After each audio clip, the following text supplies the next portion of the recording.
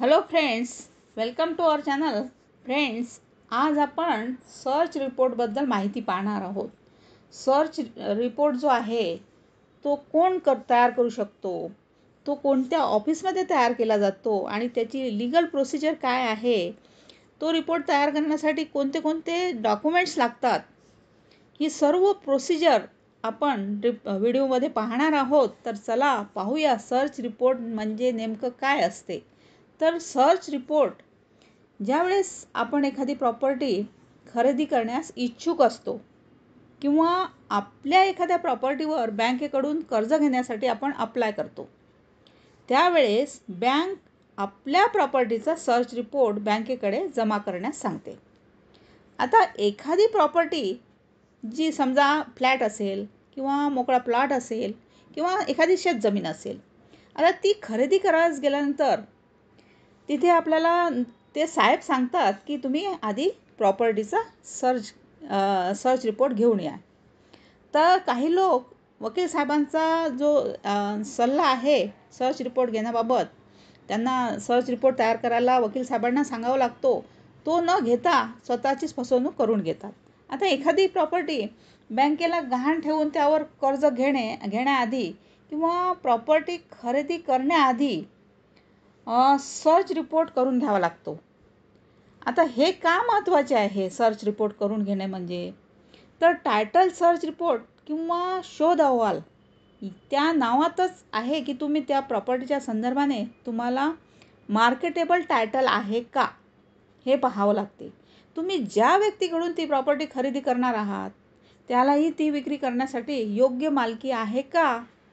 जर तुम्हाला त्या प्रॉपर्टीवर मार्केटेबल टायटल असेल तरच बँक तुमचे कर्ज प्रकरणाचा विचार करते, अन्यथा ते कर्ज प्रलंबित राहते किंवा ते पुन्हा नाकारले जाते.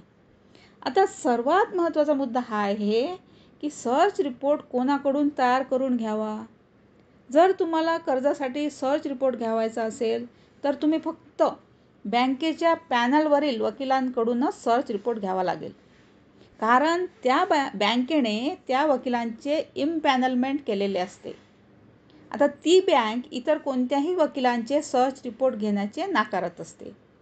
परंतु जर तुम्ही प्रॉपर्टी खरेदीसाठी सर्च घेऊ इच्छित असाल तर कोणताही वकील साहेबांकडून तुम्ही तो सर्च रिपोर्ट घेऊ शकता. आता तुम्हाला प्रॉपर्टीची संपूर्ण मालकीबाबतची साखळी म्हणजे टायटल चेन द्यावी लागते. म्हणजे सर्वात प्रथम प्रॉपर्टी कोणाला आणि कशी, ती प्रॉपर्टी कोणाच्या नावाने आलेली आहे, आता ती शेतजमीन जी आहे ती कोणाच्या मालकीची आहे, ती त्याच्याजवळ कशी आली, याबाबतची संपूर्ण कागदपत्रे द्यावी लागतील. आता ही कागदपत्रे कोणती लागतात, तुम्हाला त्या प्रॉपर्टी संदर्भाने सर्व सातबारा उतारे, त्याचप्रमाणे सर्व फेरफार त्या वकील साहेबांना द्यावे लागतील. आता साधारणपणे सर्च रिपोर्ट 30 वर्षाचा द्यावायचा असतो. 30 वर्षाचा सर्च रिपोर्ट द्यावायचा असतो. तर वकील साहेब तुम्हाला 30 वर्षापर्यंतच्या कागदपत्रांची मागणी करतील. परंतु मला असं वाटतं की या बाबतीत तुम्ही तुमच्याकडील सर्व कागदपत्रे वकील साहेबांना द्यावेत, जेणेकरून त्यांना त्यांच्या कामांमध्ये काहीच अडचण येणार नाही. आता ही कागदपत्रे तुम्हाला वकील साहेबांकडे ठेवून त्यांच्याकडे राहू द्यावे लागतील, कारण त्यांना सर्च रिपोर्टसाठी कमीत कमी एक आठवडा ते 15 दिवस लागतील.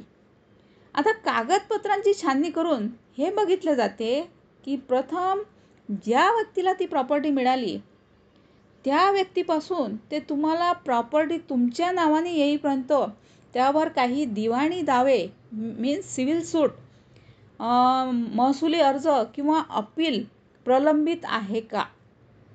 त्यानंतर प्रॉपर्टीची लास्ट डॉक्युमेंटच्या आधारावर वकील साहेब सब रजिस्ट्रार कार्यालयात, कोर्टाच्या ऑनलाईन वेबसाईटवर, तसेच प्रॉपर्टी इंडस्ट्रियल असेल तर त्याबाबत योग्य न्यायाधिकरणात जाऊन त्या ठिकाणी हे सर्च करतात की तुमच्यातर्फे त्या प्रॉपर्टीचे पुढे हस्तांतरण झाले नाही ना.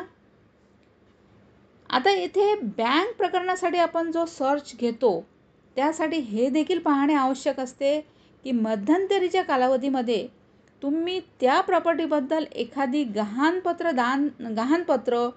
किंवा दानपत्र किंवा ते भाडे करारावर दिलेले आहे का?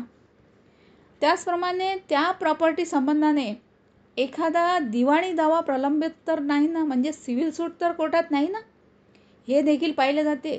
त्यासाठीच बँक इतके जास्त वर्षाचा म्हणजे 30 वर्षाचा रिपोर्ट मागत असते. ज्या दुय्यम निबंध कार्यालयात वकील साहेब शोध घेतात, या कार्यालयात वकील साहेबांना पैसे भरावे लागतात आणि त्याबाबतची पावती देखील त्यांना मिळते. आता ही पावती त्या सर्चचाच एक भाग मानला जातो आणि त्या सर्चबरोबर ती पावती देखील तुम्हाला दिली जाते. या सर्चची रक्कम प्रतिवर्षी 25 रुपये एवढे असते.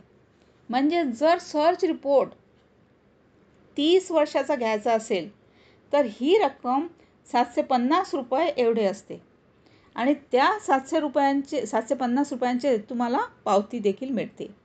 आता तुम्ही दिलेली कागदपत्रे त्याचप्रमाणे दुय्यम निबंधक कार्यालयात तसेच कोर्टात घेतलेल्या सर्चच्या अनुषंगाने वकील साहेब टायटल सर्च रिपोर्ट तयार करतात. आता तुम्ही दिलेली कागदपत्रे वकील साहेबांना दिल्यानंतर त्यांनी जर सर्च रिपोर्ट तयार केला, आता त्या सर्च रिपोर्टमध्ये प्रॉपर्टीचे संपूर्ण वर्णन, कर्ज घेणार याची संपूर्ण माहिती, टायटल चेन त्याचे संपूर्ण वर्णन, त्याचप्रमाणे त्या प्रॉपर्टीचा सखोल इतिहास लिहिला जातो की पहिल्या मालकाकडून आजपर्यंत कोणत्या कोणत्या प्रकारच्या व्यवहाराने ही प्रॉपर्टी आली आहे. आणि या सर्वांच्या आधारावरून वकील साहेब त्या कर्जदाराला प्रॉपर्टी गहाण देण्याचा आणि त्याद्वारे त्या प्रॉपर्टीवर कर्ज मिळवण्याचा अधिकार आहे का, किंवा त्या मालकाला ती प्रॉपर्टी विक्री करण्यासाठीची मालकी आहे का, याबाबत अहवाल स्पष्ट करतात. त्या सर्च रिपोर्टमध्ये स्पष्ट लिहिले जाते की वकील साहेबांनी कोणकोणत्या कागदपत्रावर विसंबून राहून सर्च तयार केलेला आहे. आता ती कागदपत्रे ओरिजिनल होती का, झेरॉक्स होती का, त्याचबरोबर सर्व सर्च रिपोर्टमध्ये सब रजिस्ट्रार साहेबांच्या ऑफिसमध्ये मिळालेले पैसे भरले त्याबाबतची पावती क्रमांक आणि दिनांकाचा देखील उल्लेख असतो. आता सर्च रिपोर्टमध्ये कोणकोणत्या महत्त्वाच्या गोष्टी येतात ते आपण पाहूयात. एखाद्या स्थानिक कायद्यामुळे प्रॉपर्टी विक्री करण्यास बंदी तर नाही ना, प्रॉपर्टीवर काही भार किंवा बोजा तर नाही ना, त्याचप्रमाणे प्रॉपर्टीचे कर देणे बाकी नसावेत. आता महत्त्वाचा मुद्दा येतो की तो म्हणजे जर प्रॉपर्टी एकत्र कुटुंबाची असेल, जॉईंट असेल आणि वाटप झालेली नसेल तर त्या व्यक्तीच्या त्या प्रॉपर्टीमध्ये किती हिस्सा येतो, त्याचबरोबर ती प्रॉपर्टी गहाण द्यायची असेल आणि सहहिस्सेदाराचे गहाण खतावर संमती किंवा सह्या घ्यावे लागतील याचा देखील उल्लेख सर्च रिपोर्टमध्ये असणे आवश्यक असते. आणि या सर्व बाबींचा उल्लेख केल्यानंतर त्या सर्च रिपोर्टमध्ये शेवटी वकील साहेबांची सही आणि शिक्का असतो आणि त्यावर फी आकारून सर्च रिपोर्ट त्या व्यक्तीला दिला जातो. तर ही होती सर्च रिपोर्टबद्दल संपूर्ण माहिती. थँक्यू.